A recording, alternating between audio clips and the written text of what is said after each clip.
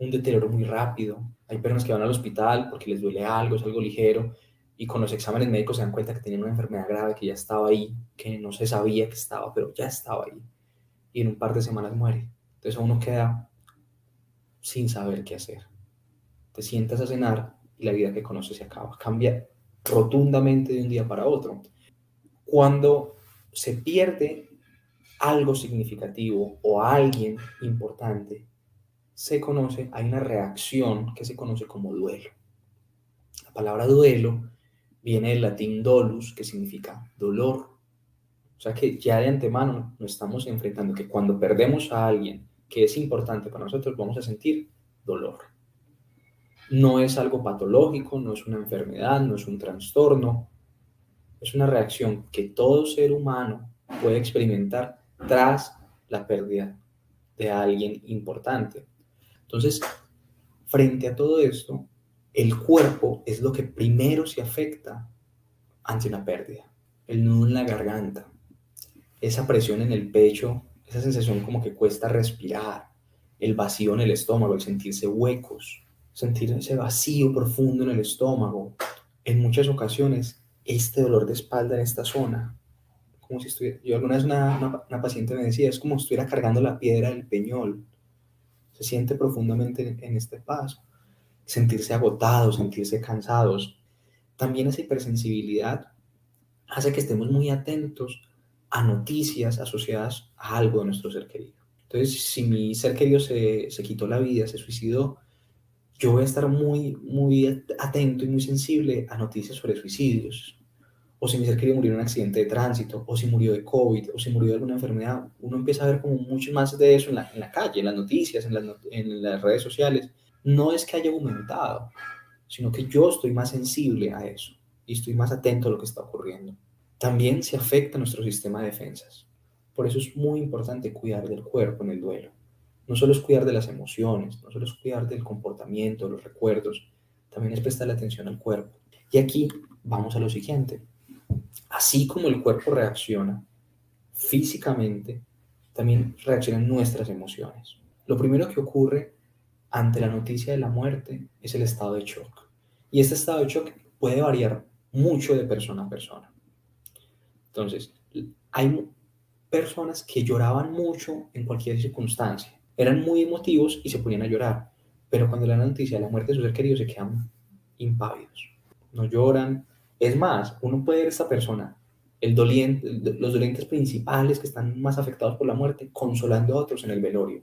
Ay, mira, el papá, la mamá del chico que murió, consolando al tío, consolando al hermano, consolando a otras personas. Y es porque en ese momento puede estar en un estado de shock. También una persona que aparentemente fría, insensible, que nunca llora, empieza a llorar a gritos. Entonces ese estado de shock varía de persona a persona. Por eso es muy importante no juzgar el proceso de duelo de los otros. Si bien el duelo es una reacción natural, lo que veíamos al principio, y que tiene muchas reacciones, las que estamos viendo, no todas se viven al mismo tiempo. No todos van a vivir estas reacciones en su totalidad. Algunos tendrán unos, otras tendrán otras características, pero se vive siempre de forma diferente, aunque sean de la misma familia. Si es la muerte de un hijo, papá y mamá van a reaccionar de forma diferente. La tía, el tío, los hermanos, los sobrinos, los hijos de este hijo que falleció van a vivir el duelo de una forma distinta. Por eso todas estas emociones que estamos viendo aquí en pantalla, la tristeza, la soledad, la rabia, la culpa, sentirse impotentes, ansiosos, tener miedo, no miedo al ser querido que falleció, miedo a que se repita la muerte o una sensación de miedo que no nos permite estar tranquilos. Entonces, toda esta carga emocional la van a vivir de forma diferente y en ocasiones en tiempos diferentes. Entonces, hay gente que lloró desde el principio, cuando le dan la noticia, en el velorio, en el entierro, en la cremación, lloró todo este aspecto y a los meses ya no está llorando. Hay otra persona que los primeros meses muy tranquilo, muy tranquila, sin mayor dificultad en su proceso y después empieza a vivir esto. Eso hace parte de nuestra vida, eso hace parte de nuestra naturaleza humana. Entonces no inhiban el llanto de alguien. Si usted ve a una persona en la casa que está llorando, déjele llorar, permítala que viva su dolor. No llores que te vas a enfermar, al contrario, Quien tiene ganas de llorar y aguanta esas ganas de llorar, más fácil se enferma, física o emocionalmente. Cuando una persona tiene ganas de estornudar y contiene el estornudo, se siente tranquilo. Si una persona tiene ganas de orinar y aguanta esas ganas, le va bien, le da una infección. Algo que es muy, muy importante es permitirse eso. Si tienes ganas de llorar, llore lo que tenga que llorar. No hay un tiempo adecuado para llorar. Es que ya pasaron 2 meses, ya no tienes que... No, si yo tengo ganas de recordar a mi ser querido y llorar por ese recuerdo, lo puedo hacer. Y ojo, si usted en este momento no siente que quisiera llorar, pero no puede, no se angustie. Para cada persona es diferente. La soledad es otra forma del dolor. Uno puede estar acompañado de mucha gente y seguir sintiéndose solo. Aquí es algo muy importante entender que la tristeza tiene muchas formas, el dolor tiene muchas formas. La rabia, la irritabilidad, el enojo también hace parte del proceso de duelo. Quien está en duelo se siente irritable, se molesta con facilidad ante cualquier cosa. Esa rabia puede ir hacia Dios, por ejemplo, hacia la divinidad. Dios, ¿por qué me hizo esto? Yo, ¿por qué permite estas cosas? Si mi mamá era tan fervorosa, ¿por qué le pasó este accidente? Hay un enojo que puede manifestarse hacia lo divino. No solo, es muy común en los niños, en los adolescentes, pero también pasa en los adultos, incluso con una fe muy fuerte. Esa rabia también va hacia el fallecido. ¿Por qué te moriste? ¿Por qué me dejaste solo? ¿Por qué me hiciste esto? Uno se enoja porque se murió y es normal. También esa rabia puede ir hacia el equipo médico. Es que esa enfermera, ese enfermero, esa doctora, es que la intensivista, uno puede llevar mucha de esa rabia hacia el equipo médico.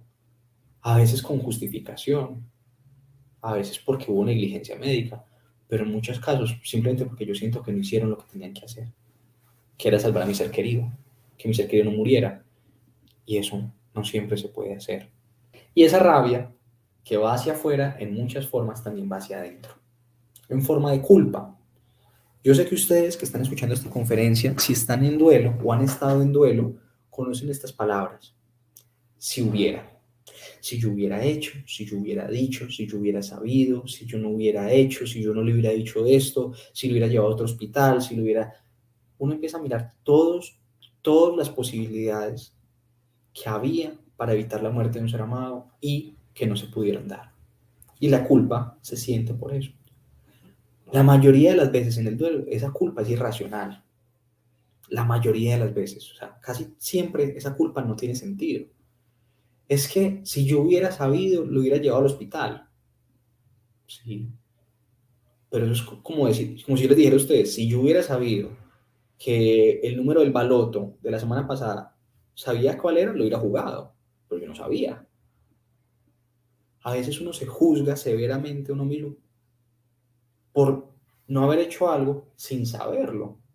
Claro, es que cuando una persona muere, todo se hace claro. Ah, es que ese era el dolor de espalda que sentía. Es que se venía quejando de dolor de espalda hace mucho tiempo y no pensamos que era un cáncer. Pues que no sabíamos, no había una forma de saberlo en ese momento. O cuando hay un suicidio, por ejemplo. Ah, es que yo sí lo veía como triste, pero yo no sabía. Yo no me imaginé eso. Y yo no me puedo juzgar a mí mismo por algo que no sabía. Esa es la mayoría de la culpa. Hay otra culpa que es yo por qué hice esto, yo por qué le grité, yo por qué me enojé, yo por qué no hice tal cosa, por qué no le dije más que lo quería, por qué no hice otras cosas. Miren, siempre es insuficiente. Quédense con esto es muy importante. Siempre va a ser poco, siempre va a quedar faltando. Es muy difícil que yo le diga a una persona, ve, yo ya te amé lo que te iba a amar, te puedes morir y quedo tranquilo. A veces uno le puede decir es una persona muy mayor, que uno ya sienta que ya vivió todo, pero muchas veces no. Yo he tenido pacientes que me dicen, Julián, es que mi papá le faltaban 2 meses para cumplir 107 años. 107 años, o sea, una cantidad de tiempo gigante. Pero miren cómo lo dice, le faltaron 2 meses. O sea, vivió 106 años y aún le faltó tiempo. siempre queda faltando. Uno nunca dice, uno nunca quiere lo suficiente a otra persona, siempre queda faltando más y más. Julián, es que yo le gritaba mucho a mi mamá, yo me enojaba mucho con ella, yo le decía un montón de cosas. ¿Y por qué? Claro, que la señora estaba postrada en cama, era muy caprichosa, era muy cansona y tú estabas quemada. Los cuidadores se queman. Por ejemplo, ahora con el tema del COVID, si bien ahora los fallecimientos han reducido, aún siguen muriendo personas por COVID. Hay muchas personas que dicen, es que yo, ¿por qué llevo a mi ser querido al hospital? Yo en consulta escucho también lo contrario. Yo, ¿por qué no llevé al hospital a mi ser querido? Yo, ¿por qué lo llevé a este hospital y no a este otro? Y es que en este otro hospital la gente también se muere. Poco a poco uno va comprendiendo la culpa desde muchas perspectivas. Lo importante es entender por qué tomé la decisión que tomé y entender que haga lo que haga siempre va a ser insuficiente. Porque tarde que temprano mi ser querido también va a morir. Y porque yo no puedo saberlo todo, ni puedo hacerlo todo. Por eso nos sentimos impotentes. Y aquí llegamos a un punto muy importante. Dentro de las emociones del duelo, la tristeza, la soledad, el miedo, la rabia, la culpa son muy, muy, muy típicas. Pero también hay otras que a veces se sienten en silencio. A veces uno no habla mucho de ellas. El anhelo, por ejemplo,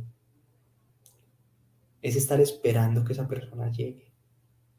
Y eso es normal, es parte del duelo. Pero, pero, por ejemplo, aquí hay algo muy importante. Es muy distinto que yo extrañe a mi ser querido y quisiera que esté, pero entiendo que no va a volver, a cuando me miento a mí mismo para consolarme. Es que yo creo que mi hermano está en la finca y que él va a venir. Es que yo siento que mi mamá está en el hospital y ya en estos días viene. A veces uno se dice mentiras a uno mismo para consolarse, pero esas mentiras, en vez de ayudarnos con el duelo, es alargarlo, es complicarlo en el tiempo. Es necesario que yo, sí, me hace mucha falta, quisiera que estuviera aquí, pero entender que no va a regresar. Aceptar que la muerte no hay regreso. Por eso es tan importante incluso cómo nombramos las cosas. Es que cuando eso pasó, cuando ella se fue, venga, es que cuando alguien se va, alguien regresa. Pero cuando alguien se muere o cuando alguien fallece, no hay un retorno. Por eso, algo que es importante en la confrontación y en la tarea de aceptación de la muerte, de la pérdida, es hablar de la muerte. Es que mi ser querido se murió, es que mi papá se suicidó, es que mi hermano falleció. Darle ese nombre, aunque duela, porque es necesario confrontarme con esa realidad. Mentirme a mí mismo para no sentir esa pérdida, eso no ayuda. Me hace sentir más tranquilo a corto plazo, pero el duelo lo estoy alargando. También dos cosas que pasan para cerrar esta parte de las emociones, la insensibilidad y el alivio. Cuando se vive un dolor muy grande, otros dolores pasan a ser casi que insignificantes. Entonces, digamos, yo perdí a mi papá y llega una persona y me dice, ve, es que el vecino eh, se le murió la mamá. Se murió mi papá que estaba más joven, no se murió esa vieja y tantas. Ay, pero vos, ¿por qué estás así? Porque uno es muy insensible a veces con el dolor de los otros. Como que no me importa lo que esté pasando. Ves que si no venís te vamos a echar del trabajo. Écheme, no me importa. Ya perdí un hijo, no me importa perder. Entonces, esa insensibilidad es muy marcada. Va disminuyendo con el proceso, con el trabajo del duelo, pero está ahí. Y también el alivio. Miren, a veces cuando los cuidadores principalmente, quienes están a cargo de personas enfermas, de personas que requerían cuidados constantes, se pueden sentir muy aliviados con la muerte. Como que descansa tanto la persona que está enferma como que descansa uno, que está al cuidado. Pero a veces sentirse aliviados también es como culpa. Okay, yo creo que estoy sintiendo esto. Pero también es parte del proceso. Algo que van a vivir mucho en duelo es la falta de memoria, las fallas en la memoria. Yo a dónde iba, yo por qué estaba aquí, yo por dónde dejé las llaves, yo qué es lo que iba a comprar, uno se distrae con tanta facilidad con lo que está sintiendo que empieza a tener fallos en la memoria. Esto es importante entenderlo porque a veces los adultos mayores, sobre todo, es como que ya me está dando Alzheimer y no necesariamente. Es típico en cualquier edad tener fallos en la memoria tras una pérdida emocional. Y llegamos a dos cosas que son muy significativas, dos preguntas que son muy constantes sobre soñar o no soñar con el fallecido y esto de sentirlo, escucharlo o incluso verlo. Volvemos a lo que les decía ahorita. Yo no sé si hay almas, si hay espíritus, si hay una vida después de la muerte, si reencarnamos, si vamos al cielo, si vamos a un sueño eterno. No sé, no lo sé. Desde los psicólogos no sabemos eso. Estas preguntas se pueden responder a partir de la fe de cada uno de ustedes, de las creencias. Yo desde la psicología no les puedo responder esas preguntas. Si muero y regreso les contaré, pero seguramente no podré regresar, entonces les dejo esa pregunta abierta. Entonces, ¿qué ocurre? Miren, desde la psicología, ojo, desde el pensamiento científico, si usted cree que usted tiene su fe en que su ser querido se puede comunicar con usted en sueños o que ha aparecido para decirle algo y usted cree en eso, yo no le voy a decir que eso no es verdad, porque yo no sé. Tampoco le voy a decir que sí, que eso es verdad, porque no sé. Desde la psicología, los sueños son producto de nuestros deseos, nuestros pensamientos, nuestros miedos y nuestros deseos, nuestras aspiraciones. Entonces ocurre mucho que una persona sueñe con su ser querido sobre algo que quería soñar, algo que quería ver. También aparecen ciertos sentimientos como la culpa en forma de sueños. Alguna vez yo daba una conferencia como esta en un pueblo, creo que en Santa Rosa de Osos, no me acuerdo, y al final una mujer me preguntaba, me decía, Julián, es que yo mi esposo se murió hace 2 años, yo ya me siento más tranquila, o sea, yo ya me siento mejor, lo extraño, me hace falta, pero me siento más mejor, me siento más tranquila. Pero en estos días soñé con él y soñé que él me estaba mirando feo, estaba muy enojado, me miraba así con los ojos fruncidos, las cejas fruncidas, me miraba como con rabia. ¿Él por qué está enojado conmigo? Evidentemente yo no puedo responder la pregunta, pero le dije, ¿hace cuánto soñaste con él? Ah, hace como 2 semanas. Ok, ¿qué ha pasado hace 2 semanas y tanto? ¿Qué ha pasado? ¿Qué ha pasado en tu vida por este tiempo? No, pues todo normal. Lo único diferente es que cambié la cama de matrimonio. Yo, ok, háblame de esa cama. Y me contó que la cama matrimonial fue la cama que el señor compró hace 40 años, con un colchón viejísimo, que esta mujer siempre quiso salir de esa cama, siempre quiso comprar otra cama con un colchón ortopédico, siempre quiso cambiar de cama. Pero el señor decía que no, que esa era su cama matrimonio y que no había por qué cambiarla. A los años, esta mujer, después de la muerte del esposo, como al año y medio, decide regalar la cama y botar ese colchón y comprarse una cama más pequeña para ella, con un colchón más cómodo. Pero ¿qué pasa? Como botó la cama que ella sabía que era importante para su esposo fallecido, se sentía culpable. Y al sentirse culpable, su cerebro generó un sueño donde el esposo estaba enojado con ella. Entonces yo le decía a ella, mira, ¿tu esposo necesita cama? No. ¿Necesita almohada? ¿Sábanas? ¿Cobija? No. Quien muere no necesita eso, necesita son los vivos. Y ella necesitaba una cama más cómoda. Pero al desprenderse de esa cama sintió culpa. Y esa culpa se manifestó en un sueño. Entonces miren que los sueños son producto, desde la psicología obviamente hablando, de nuestros sentimientos, nuestros miedos, nuestros anhelos. Y ojo, siempre que dormimos soñamos, siempre. Lo que no siempre pasa es que recordemos los sueños, porque también es normal soñar con la persona que murió, como es normal no soñar. Hay gente que se demora 1 año, 2 años en soñar con su ser querido, pues en recordar un sueño con su ser querido, y eso es perfectamente normal, eso no tiene nada raro, porque a veces uno se angustia, es porque mi hermana soñó con ella, mi tía soñó con ella, un montón de personas soñaron con mi ser querido y yo no. Es que mi mamá está enojada conmigo. ¿Será porque yo no le pagué esa plata que... No, no, eso no tiene nada que ver. Hace parte del proceso normal del pensamiento. Soñar o no soñar con el ser querido. Bajo esta dinámica es importante permitirse eso. O sea, si yo estoy soñando con él, está bien. Si no he soñado con él o con ella, está bien. Esa es parte del proceso y es normal. Volviendo a la pregunta que nos hacía Patricia, eso es normal. Las sensaciones, sentir, escuchar y verlo, ocurre mucho. Quienes han tenido la experiencia de perder una mascota, por ejemplo, perder un perrito o un gato, saben que después de perder una mascota uno llega a la casa y si el perrito le da vueltas a uno, uno tiene la sensación como si estuviera dándole vueltas a uno. Quien pierde la pareja y se acuesta en la cama está acostumbrado a que más o menos a eso las 10, 11 de la noche la pareja se acostaba en la cama y sentía como la cama se hundía. El cerebro se acostumbró a cierta rutina y terminó ocurriendo. Entonces, ¿qué pasa? Yo me acuesto en la cama, entonces siento como que la cama se hunde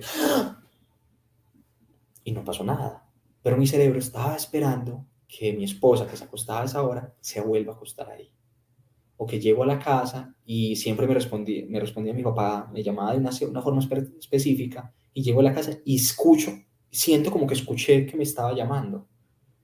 O voy en la calle y siento el aroma de esa persona. Esas reacciones son naturales porque nuestro cerebro está pensando todo el tiempo en aquella persona que perdimos. Entonces, todo esto es normal. También es normal no sentirlo. Ve y se te ha parecido y te ha espantado. No, para nada. Y no ha movido cajones, apagado luces, para nada. Completamente normal. Llegamos a otro punto que afecta mucho a las personas, que es los problemas en el comportamiento. Problemas en el sueño, en la alimentación, principalmente. En el duelo es normal dormir muy poco. Eso es acostarse a pensar, a dar vueltas, a estar todo el tiempo imaginándose situaciones, recordando cosas, por qué pasó, intentando como darnos una razón, una explicación. Y eso nos quita el sueño. Se duerme poco y estamos cansados. Aunque queramos estar todo el día en la cama, no vamos a dormir bastante. Pues por lo general no. También puede ocurrir que se duerma mucho. No es tan típico, pero puede pasar. Lo mismo la alimentación. Lo típico, lo más frecuente es que la gente pierda el apetito. Si no tengo hambre, no tengo ganas ni de cocinar, ni de comer, no me apetece. Pero también si siento ansiedad y soy ansioso, empiezo a comer de más. Entonces, es típico en el duelo engordar o adelgazar. Eso puede pasar. Por eso, limiten esas, ay, cómo estás de acabada, cómo estás de acabada, ay, cómo estás de gordo. Venga, no digan eso. La persona en la casa tiene espejos, no necesita que alguien más se lo diga. Eso es típico en los primeros meses de duelo. El primer año es normal. El aislamiento, no quiero ver las primeras semanas no quiero ver a nadie, no quiero hablar con nadie, no quiero tocar el tema, no quiero que me pregunten. Y eso es típico. Eso está bien. Ojo, quedarse ahí aislado, eso no. Con el paso de los meses es necesario recobrar la vida social, recobrar las amistades, el trabajo, el estudio, las actividades deportivas, es poco a poco ir intentando adaptarse a la vida. Pero las primeras semanas o meses es normal que uno no quiera ver a nadie. ¿Por qué? Porque lo primero que veo con una persona me saluda, ve, ¿qué fue lo que le pasó a tu papá? Y toca contar otra vez la historia y viene otra vez el dolor y el llanto. Y llegamos a una pregunta acerca de los objetos personales. Venga, ¿yo qué hago con la ropa de mi mamá? ¿Yo qué hago con los libros de mi papá? ¿Yo qué hago con los balones de mi hijo? ¿Yo qué hago con eso? Si usted en este momento recién perdió a un ser querido, unos días, una semana, un mes, y aún no ha tomado decisión con esos objetos, no la haga todavía. Si aún no han tomado esa decisión. ¿Por qué les digo esto? Porque hay personas que en medio del dolor y del desespero de perder un ser querido salen de todo. Yo no quiero ver esta ropa, yo no quiero verlas y regalan todo casi que el mismo día de la muerte de la persona. Y es una decisión en medio del dolor. Si ya se hizo así, pues está bien. Ahora, eso no va a afectar pues en demasía el proceso de duelo. Si aún no han tomado esa decisión, dense tiempo. No, no se apresuren a tomar esa decisión. ¿Qué ocurre? En medio del dolor, yo regalo toda la ropa de mi mamá y regalo absolutamente todo. Yo no quiero ver nada de esto, lo dono, se lo doy a otras personas, salgo de esto. Pasan los meses, el dolor empieza a fluctuar, a sentirse un poco menos intenso. Y yo digo, ay, yo porque regalé la chaqueta de mi mamá, yo porque regalé la bufanda, ay, yo porque regalé eso, si yo quería, qué bueno sería tener en este momento la bufanda de mi mamá. Ahí es importante, por eso, tomarse tiempo para tomar esas decisiones. La premisa básica de la cultura popular es ni tan cerca que queme al santo, ni tan lejos que no lo alumbre. Traducción, ni conservar todos los objetos tal cual los dejó la persona, eso no es sano. O sea, que yo deje la chaqueta de mi papá en la misma silla que él la dejó, o tengo las chanclitas de mi mamá al lado de la cama de ella y no las toco. No, eso no es sano. Porque eso es como si yo todavía estuviera esperando que esa persona regresara. O sea, yo le dejo las chanclas al lado de la cama como si ella las fuera a usar, y eso no va a pasar. Ahí me estoy engañando. Pero tampoco es sano deshacerse de todo, como si esa persona no hubiera existido. Regalar toda la ropa, los objetos, cambiar de casa, o sea, hacer un cambio extremo como para intentarnos recordar. Y eso es mentira. O sea, usted se puede ir en este momento a Turquía, a China, donde la gente físicamente es diferente, habla un idioma diferente, come cosas diferentes, vive completamente distinto a nosotros, y allá usted se acordaría de su ser querido. Porque el recuerdo de nuestro ser amado está acá, no están los objetos. Los objetos son una excusa para recordar, para sentir, pero realmente el amor y el dolor están acá. Por eso tengan cuidado con esos objetos, dense tiempo. Si les duele mucho ver esos objetos, guárdelos en cajas, en bolsas, en un lugar donde usted no los frecuente mucho, y en unos meses tome la decisión de qué hacer, de qué quiere regalar, de qué quiere vender, de qué quiere conservar. Si usted le duele demasiado, dígale a algún familiar, a algún vecino, guárdame esto, ve, encárgate de esto, yo te diré cuándo hacemos algo con eso, pero no lo quiero ver todavía. Esto que hemos visto hasta ahora es lo normal en el proceso de duelo. Lo que pasa típicamente cuando una persona pierde a alguien que ama. Antiguamente, hace como 50 años, se hablaba de que habían unas fases, y ustedes lo van a ver en Instagram, en Facebook, en los programas de televisión, van a ver que les van a hablar de unas fases de duelo. Que la primera es la negación, no puede ser cierto, eso no me puede estar pasando a mí, eso no es real, no me juegue con eso, mi mamá no puede estar muerta, mi hijo no puede estar muerto. Después viene el enojo, la culpa, la rabia, la irritabilidad, no hallarse en ningún lugar, sentirse molestos. Después de ese enojo viene la negociación con uno mismo, que es como, al menos murió así y no murió así, al menos pasó esto, al menos pude hacer esto, qué tal que hubiera sido de otra forma. Uno empieza a negociar con uno mismo para intentar decir como que esa muerte está bien. Pero esa negociación siempre fracasa y caemos en la tristeza. De la tristeza o la depresión que nombran, de sentirse triste, de sentirse mal, de llorar, de estar tristes. Y a partir de eso viene la aceptación. Aceptar que mi ser querido ya no está, que yo puedo seguir viviendo, que puedo seguir experimentando bienestar, felicidad, a pesar de que extrañe mucho a mi ser querido. Eso suena muy bonito y cuando uno escucha eso, uno está pensando, ¿en qué fase estoy yo?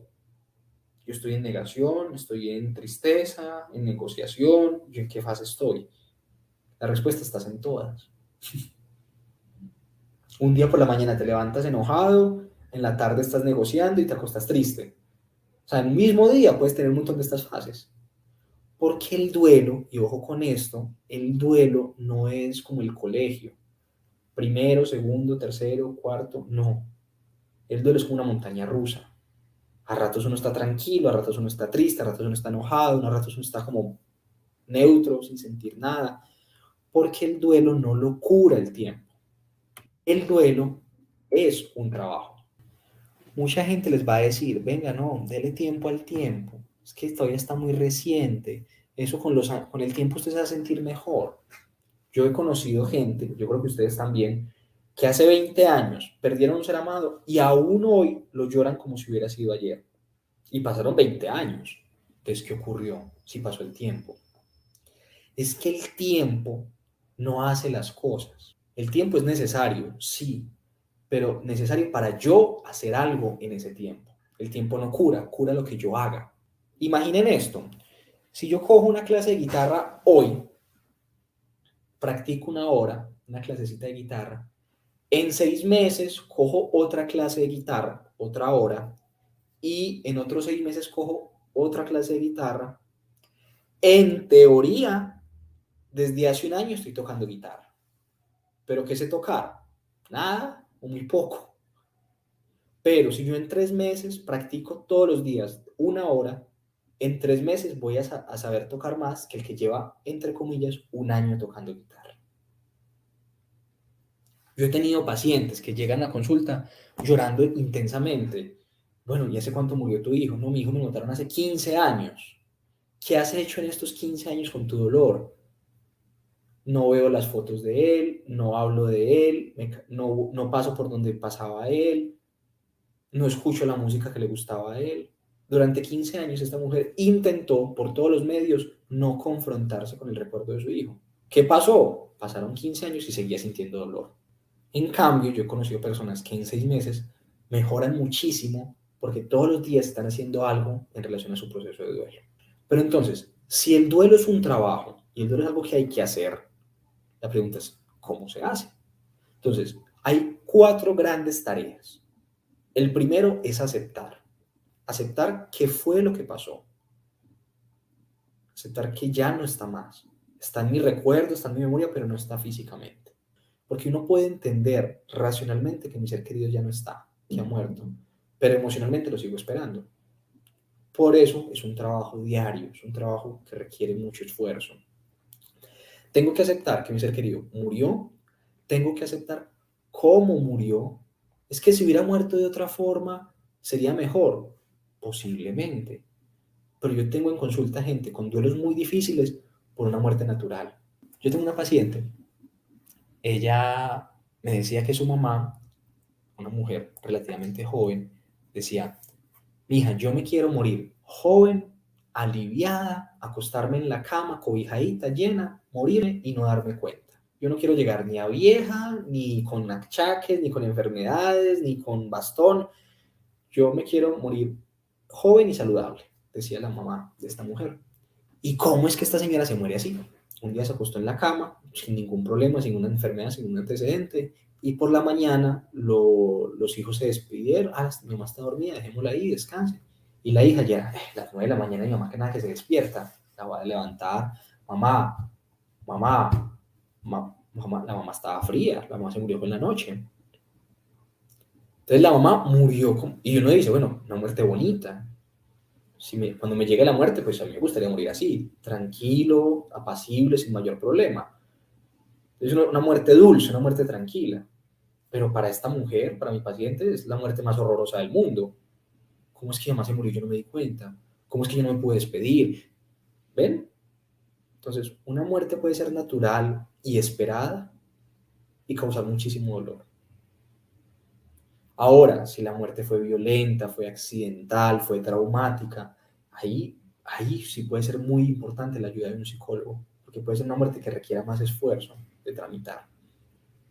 Entonces, aceptar la muerte de mi ser querido, aceptar cómo murió y aceptar la relación que yo tuve con esa persona. Hay gente que se quiere, pero no lo dice. Hay familias donde los abrazos y los besos no se dan. Y no es que no se quieran, sí se quieren de otra forma. Hay personas que se quieren mucho y pelean horrible. Se mantienen agarrados, pasan meses en silencio, se insultan y a pesar de eso se quieren. Entonces también es importante aceptar cómo era la relación con mi ser querido. Vea, es que mi hijo y yo nunca nos dimos un abrazo, nunca nos dábamos un beso. Yo lo quería muchísimo, pero yo no lo hacíamos de esa forma. ¿Siento que me faltó? Sí. Entonces ahí es aceptar que la forma en que yo quería a mi hijo era dándole todo lo que necesitaba económicamente, estando para ahí cuando me necesitaba, preguntándole cómo le estaba yendo, haciéndole un café en la mañana. Hay muchas formas de querer y también hay que aceptar mis formas de querer en relación a esta persona. Ojo, no están en orden, no es como que primero es esto, después es esto, no. Esas 4 tareas que están viendo en pantalla ocurren al mismo tiempo. Algunas más rápido que otras, unas se adelantan, otras se retrasan, pero estas 4 tareas que están viendo aquí en pantalla son las tareas que ustedes van a vivir en su proceso de duelo. Ya hablamos de la aceptación. La siguiente es tramitar las emociones. Miren, las emociones son como el agua. Si ustedes dejan el agua estancada, sin movimiento, ¿qué pasa? Se pudre, huele feo, genera zancudos, genera mosquitos, genera larvas, genera malos olores. Lo mismo pasa cuando yo tengo mucho dolor y no lo expreso. cuando tengo ganas de llorar y no lloro, cuando tengo ganas de gritar y no grito, cuando estoy enojado y no lo digo, cuando me siento culpable y no lo expreso. Tramitar las emociones es permitir sentir. Es que tras la muerte de un ser amado yo no tengo que estar bien. Tramitar las emociones implica sentir, darse la oportunidad de vivir ese dolor. ¿Cómo se tramitan?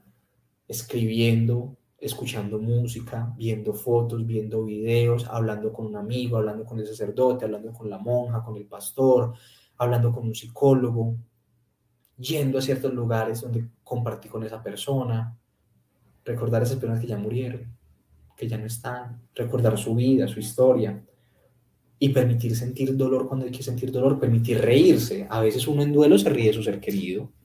Ay, ¿te acuerdas que mi mamá? Ay, sí. Y uno se ríe, y eso está bien. No todo es dolor. Hay ratos de risa, hay ratos de tranquilidad, hay ratos de rabia. Ay, mi papá cómo era de cansón. Permitirse eso.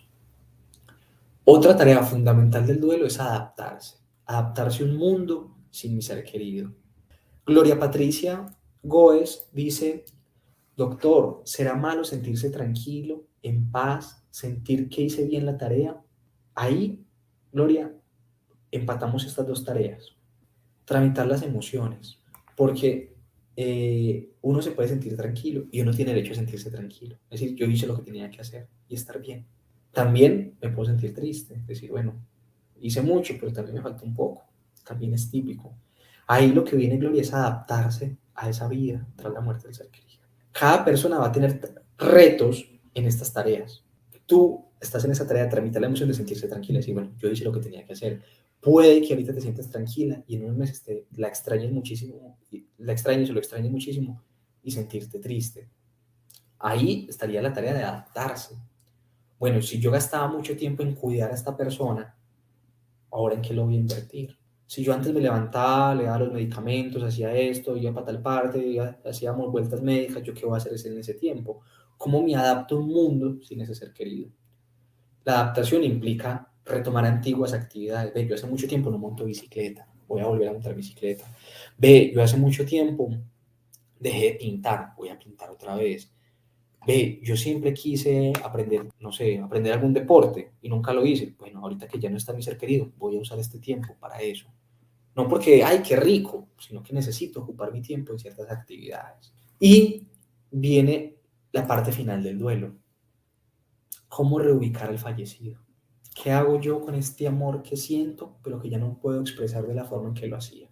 La tarea final del duelo no es olvidar al ser querido. Nunca, nunca van a olvidar a sus seres amados, bajo ninguna circunstancia.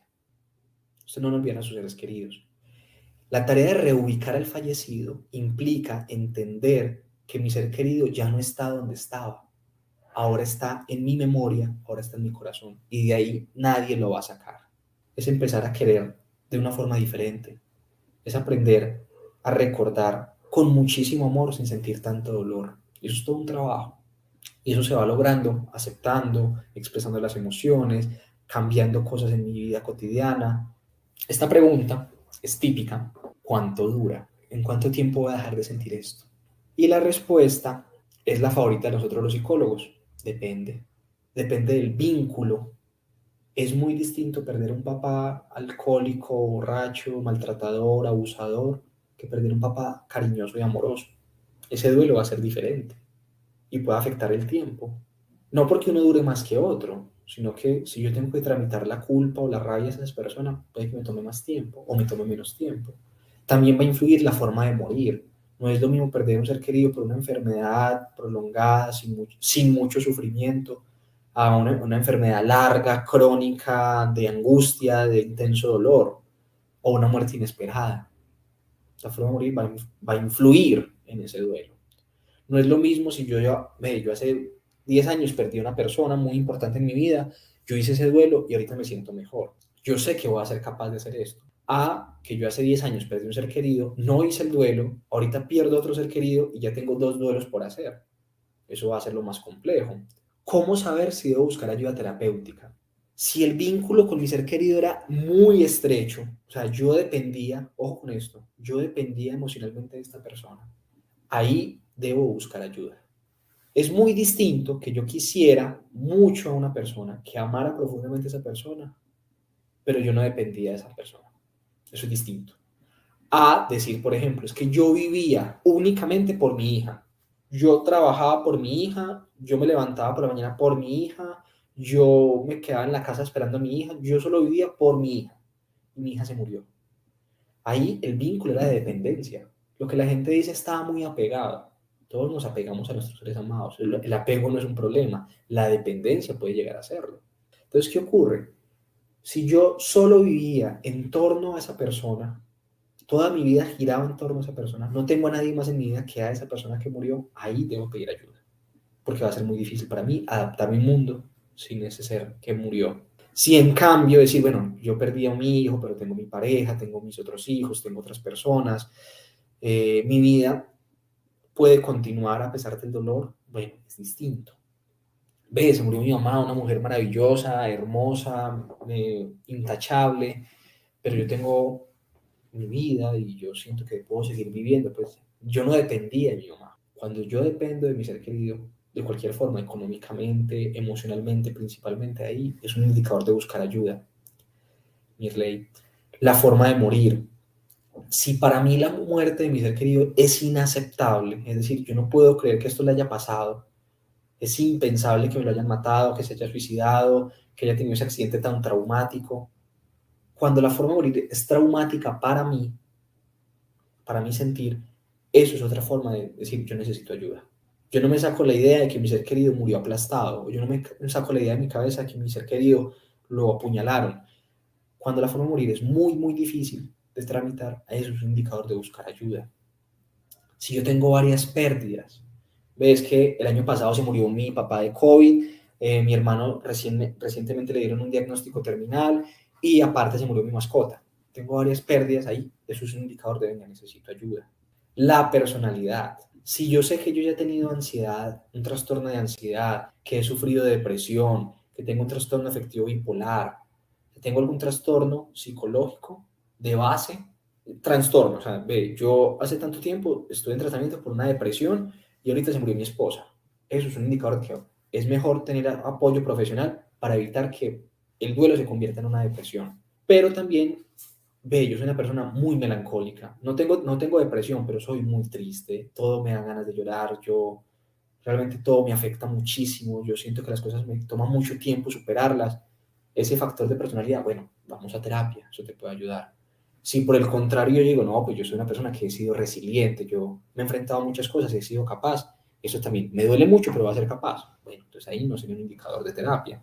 Si usted está atravesando la muerte de su ser querido y aparte está viviendo una separación, un divorcio, un problema económico, una crisis laboral, una crisis con sus hijos, una crisis familiar, es útil el apoyo terapéutico, porque ya son varios frentes que hay que tener. Entonces está el duelo, está la separación, está el problema económico. Si son muchas crisis, son cosas que estoy viviendo, que me siento desbordado, que siento que no soy capaz, ahí pedir ayuda. Julián, ¿y es que todo el mundo que pierde un ser querido necesita psicólogo? No. Miren, los psicólogos existimos hace menos de 200 años. Y antes, los miles de años que llevan los seres humanos, ¿cómo hacían? Con acompañamiento de su familia, acompañamiento de sus amigos, acompañamiento religioso, con la literatura, con el arte. Hay gente que se sienta a leer libros de duelo y eso le ayuda. Hay gente que se sienta a escuchar música y eso le ayuda. Hay gente que pinta, que escribe, que habla, que hace deporte. Si esas herramientas sientes que te están ayudando, no necesitas terapia. ¿Cuándo pedir ayuda psicológica? Cuando han pasado varias semanas, varios meses y yo siento que no avanzo. Los primeros días uno siente mucho dolor tras la muerte, pero con el paso de las semanas el dolor intensifica porque ahí uno está como cayendo en cuenta de lo que ha pasado. Pero si yo llevo, por ejemplo, un año tras la muerte de ser querido y yo siento que no he avanzado en absolutamente nada, que estoy igual o peor, pide ayuda. Si la muerte del ser querido fue muy traumática, así hayan pasado 15 días, pide ayuda. Si usted está pasando por muchas crisis, pide ayuda a pesar de que haya pasado una semana. Si usted tiene un diagnóstico previo de ansiedad, depresión, o usted siente que está desarrollando un problema de estos, de orden psicológico, acuda a terapia. Si en cambio usted siente que está siendo capaz, de que le duele horrible, pero siente que usted puede continuar con su vida, pues no necesitas terapia. Entonces, también vi una preguntita que era respecto si quedarse con las cenizas en la casa o qué hacer con ellas. Miren, aquí es algo importante. No hay una respuesta única. Cada persona hace lo que considere correcto. En Asia es muy común, en India y en China es muy común que la gente tenga un altar en la casa con la jarra, con el jarrón. Allá no usan tanto los ceniceros, las cajitas, los cenizarios, sino que utilizan unos jarrones donde tienen las cenizas de su ser querido al lado de una fotografía con un incienso. Entonces tienen las cenizas del abuelo, las cenizas del papá y las cenizas de un hijo. Y las tienen ahí en la casa. Y es en la sala, en una chimenea o en una mesita y las tienen ahí. Y para ellos es normal. No genera ningún problema tenerlas ahí. Otras personas les gusta llevar los restos mortales de su ser querido, las cenizas, a un osario, en una iglesia, en la iglesia del barrio, o en una iglesia donde pasó algo significativo, donde un familiar tiene ya ese lote ahí. Está bien. Venga, es que mi ser querido quería que las cenizas las tiráramos al río. Hágale. Lo importante es que esa decisión la tomen, ojalá, en familia, discutida por todos, que lleguen a un consenso. No todo el mundo va a estar de acuerdo, eso es normal, pero que lleguen más o menos a un consenso de qué hacer con las cenizas. Algo que es muy importante, una cosa es tener las cenizas en la casa, porque quiero conservarlas, porque me parece algo importante, a confundir las cenizas con el ser querido. Yo tuve una paciente que me decía, es que yo tengo las cenizas de mi papá en la casa y yo no soy capaz de salir de la casa porque dejo a mi papá solo. ¿Cómo así? Sí, es que me invitaron a una finca, pero yo no voy a ir porque yo no puedo dejar a mi papá solo. ¿A dejar a tu papá solo? Sí, es que en la casa está mi papá. Entonces, confundir las cenizas del ser querido con el ser querido, que también le pasa mucho cuando el cuerpo está enterrado en el cementerio. Es que voy a visitar a mi hijo, ¿no? Voy a visitar la tumba de mi hijo o los restos mortales de mi hijo. Es que cuando llueve yo pienso que mi hijo se está mojando porque está en el cementerio. Tu hijo ya no va a sentir humedad, no va a sentir frío, no va a sentir dolor. Entonces ahí está la diferencia. Yo puedo tener cenizas en la casa y está bien, siempre y cuando para mí sean las cenizas de mi ser querido. También yo puedo decir, ve, yo todavía no me quiero desprender de las cenizas. Yo sé que mi papá quería que lo lleváramos al mar, pues yo todavía no lo quiero llevar al mar. En un año lo llevo. Está bien, no hay problema. Lo importante es que sea una decisión familiar, consensuada y que no estén momificando al ser querido. Que yo tengo que estar todo el tiempo abrazando la caja porque tengo que abrazar a mi papá. ¿No? Si yo quiero estar un ratico ahí, está bien, pero no una lógica de depender de las cenizas en ese aspecto.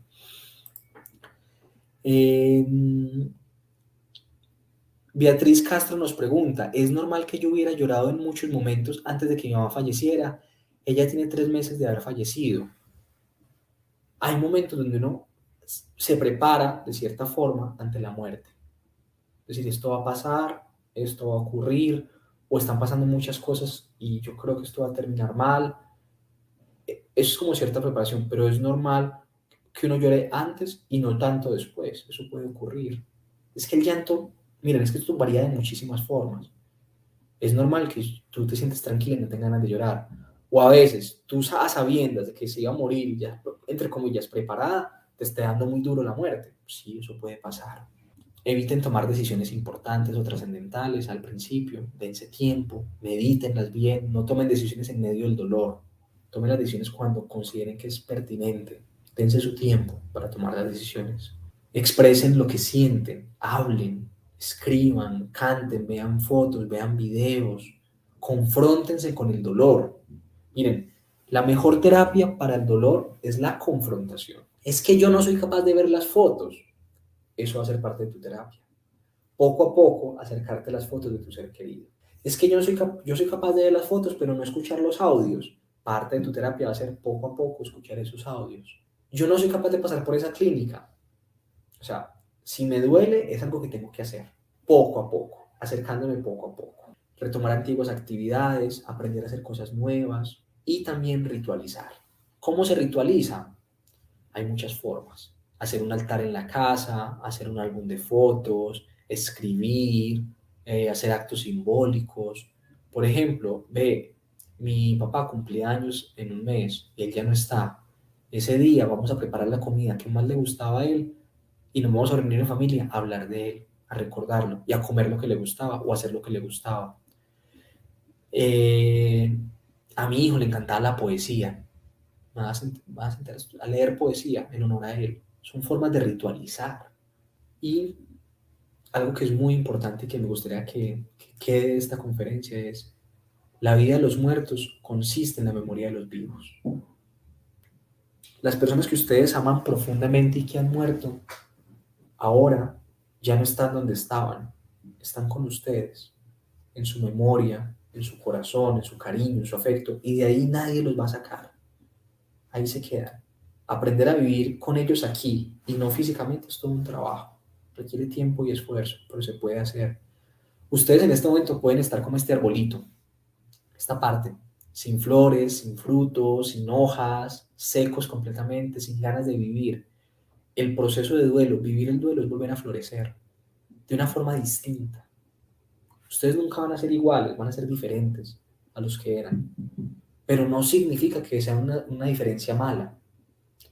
Yo tengo una paciente que ya cerró proceso, ya está mucho mejor, ella perdió a su esposo, y ella me decía en consulta: William, es que yo no puedo creer que yo ahora sea capaz de tomar decisiones, que yo ahora sea capaz de trabajar, sea capaz de hacer tantas cosas, porque mientras su esposo estaba vivo, ella lo que hacía era, su esposo se encargaba de todo, y ella era así chiquita, inofensiva, todo lo hacía su esposo y ella se dedicaba únicamente a la casa.